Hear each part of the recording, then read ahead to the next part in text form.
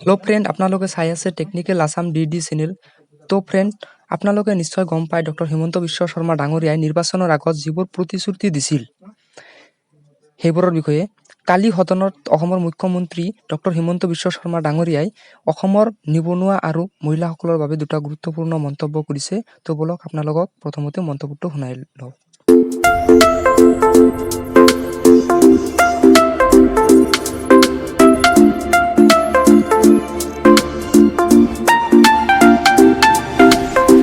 অধ্যক্ষ মহোদয়, আমি কিছুমান নতুন কাম কৰিব লাগিব।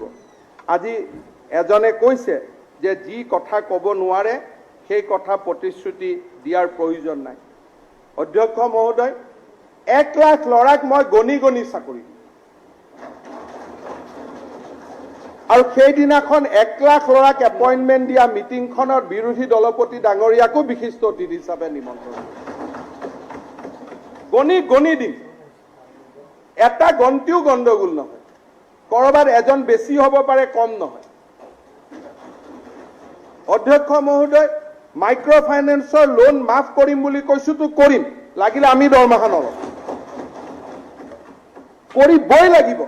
কাৰণ অসমৰ সহজ সৰল জনজীৱনক দিয়া প্ৰতিশ্ৰুতি আমি আখৰে আখৰে পালন কৰিব লাগিব। তাত কোনো ডাইলিউশ্যন